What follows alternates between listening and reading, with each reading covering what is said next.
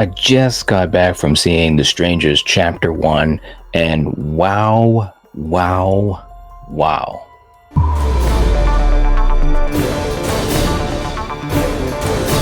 Let's get down to brass tacks. The Strangers Chapter 1 stars Madelaine Petsch, Roy Gutierrez, and it is directed by Rennie Harlin, who I actually appreciate so much of his work since back in the day with A Nightmare on Elm Street 4, The Dream Master. This movie is the third movie in the Strangers franchise, the first movie coming out in 2008, and then Strangers Pray at Night that came out in 2018. And it's funny because Strangers Pray at Night, it doesn't seem like it's been that long since it's been out, but it was 2018. Now, here's the thing. This movie was put out as a soft reboot of the series, which struck a chord with me because I was thinking, wow, isn't it like really too soon to have like a soft reboot of The Strangers? Why not just continue from where we left off at Pray at Night? And for you guys that have not seen Pray at Night, you definitely should check it out. I think it was a lot of fun. But let's get into Strangers Chapter 1. By the way, if you haven't hit the like button, please do. It helps to support the channel. I'd appreciate it. If you're not subscribed to the Night Watch Zone, this is the time to do it. Guys, frustration is probably the best word that I can use. I'm just going to start this thing off. This movie has some good stuff in it. It does. And I think when I look at it in a bubble, I can say, wow, some pretty good stuff. Rennie Harlin is obviously an accomplished director. He's very good. He's a visual director and so forth. But this film, put it this way, let me just say it like this. If you've seen The Strangers, or if you've seen The Strangers Pray at Night, then you're already going to have a good idea what to expect in this movie. Now, I know there's a lot of people that may not have seen The Strangers. Again, that movie is almost coming up on 20 years old, okay? But Strangers Pray at Night was only 6 years ago. So if you've seen that, or either of them, you're going to know a lot of what's going on. This movie, some people have said, well, is it a remake? Is it a reboot? I would definitely say it's kind of, it's complicated because it's a little bit of, I'm going to call it a cherry picker. That's what we're going to call this. The Strangers Chapter 1 is a cherry picker because you're going to see scenes that are pulled from both films. As I was watching it, I'm sitting there and I'm saying to Coriander, I'm saying, oh, that was like Strangers Pray at Night. Oh, that was like The Strangers. Now, I will say this, going in, I knew that a lot of this was going to have the structures of the first film. I knew that going in. And it never really sat great with me because I'm thinking, well, why not twist it up a bit? You can still have some of those elements from the first film, but why not twist it up a bit and give us another story where you can build on all that tension and that claustrophobia and that paranoia that the original film had? That always was a mystery to me why they didn't do that even before I saw the film. And now, yeah, the check is in the mail. There were scenes that were just like the original movie. You've got a couple that are in a secluded area. The way they get there is a bit different, okay? There were some parts of the story that were a bit different. And of course, this is total spoilers, guys. Let me just say this. But again, if you've seen either of the previous two movies, then you're all set. You're going to know what's going on, except for a few plot points here and there, okay? So you have this couple that are on a road trip, and that's fine. That's okay, right? But of course, they go into this one town that is really, really secluded. Everybody's kind of an asshole, and everyone's giving them the side eye. And it's like, what?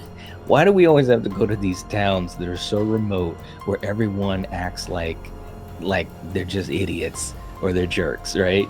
Again, it's a horror movie, so maybe that was just a stylistic choice. But anyway, so they get broken down there. Their vehicle breaks down, and so of course they have to stay at an Airbnb. Now, this is basically how we set up where they are for most of the film. Okay, that's fine. Another difference in the story is Maya and Ryan, the two leads, played by Madelaine and Roy. They aren't on the outs. They're actually a couple that are pretty healthy in the relationship with each other, and they've been together for 5 years. They were celebrating their anniversary. You still got that little side plot about marriage, asking for hand in marriage and all that. But anyways, but they're not on the outs like you saw in the first movie. But here's the thing for me. I think in the first movie, when you look at the characters of Kristen and James, played by Scott Speedman and Liv Tyler, I thought that actually kind of added to the tension and the uneasiness. And it also set up why they could be, a little bit more out of sorts, as far as thinking. Because in these movies, man, it's always about making choices and hopefully making good choices. And in this movie, they made a bunch of dumb ass choices. I kept saying, like, as we were watching it, no, don't do this or do this or do that. Now, for some people, that makes a horror film fun, and I know there are a lot of people that try to actually have those moments so that the audience can be invested or interactive or whatever. But to me, when you have a film like this where it's about survival, when you're alone with someone else, man, you got to make better decisions. And these guys, they made some stupid decisions.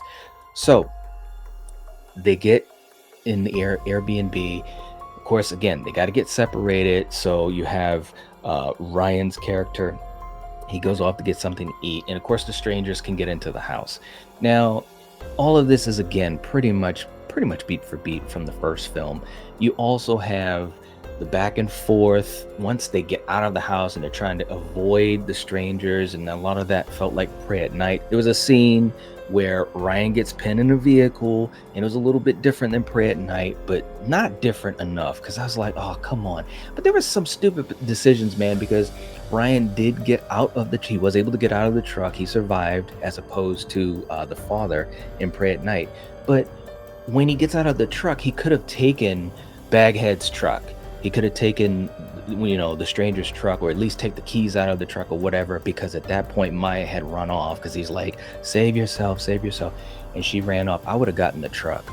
They did get a hold of a shotgun. And at one point you've got Ryan with a shotgun. He's got the shotgun right at Baby Doll's face, basically saying, tell me where Maya is, blah, blah, blah. Now I get it. Sometimes push comes to shove, you can't shoot someone.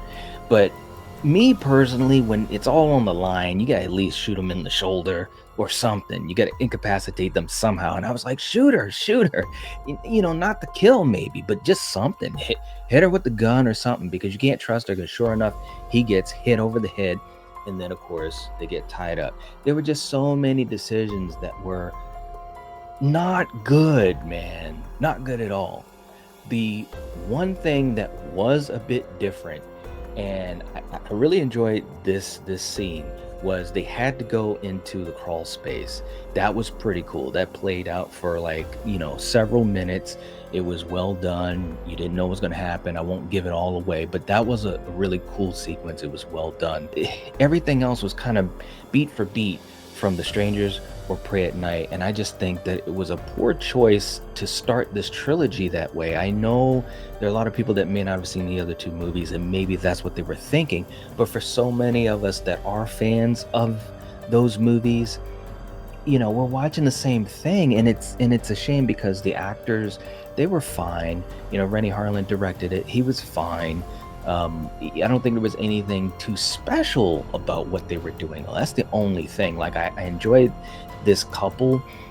They were good with each other as far as chemistry and all that, but it was nothing that really stood out to give me as much of the tension of the first film or the fun of Pray at Night. Pray at Night was fun in the sense that they were able to get out of the trailer and run around, and they were separated and doing different things. The pool scene was fantastic. There was a lot of fun to Pray at Night, because it's kind of like they almost turned the tables on the strangers. That's what made that one stand apart from the first film, right? First film, tension, slow burn, all of that. Second film, more intense, more bombastic, and so forth. This film was neither.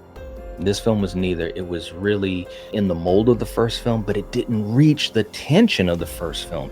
And it definitely didn't have the fun of the second film when they did get out of the Airbnb and, they went into the shed, and there were a couple moments where they were faced off with the strangers here and there, but they did dumb shit, man. It's so irritating, some of the stuff that they did, man. So all in all, we really didn't need it. It had an ending where there was a twist.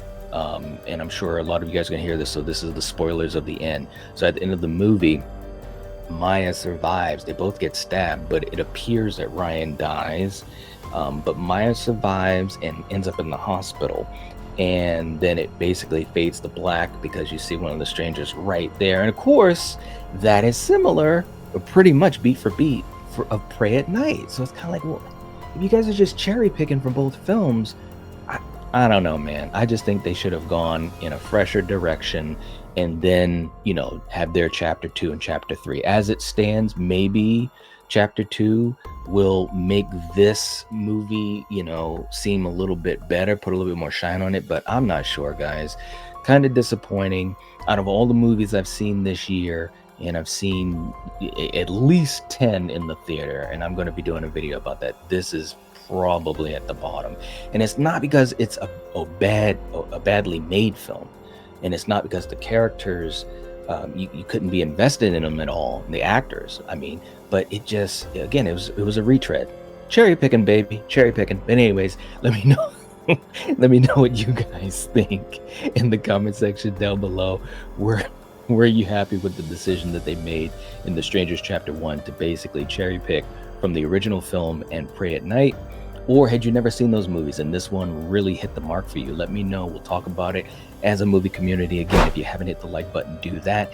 And if you like horror, if you like videos like this, check out my playlist where I review other films, and I will catch you guys later. If you're watching this, if you're listening to this, you are the Night Watch. Peace.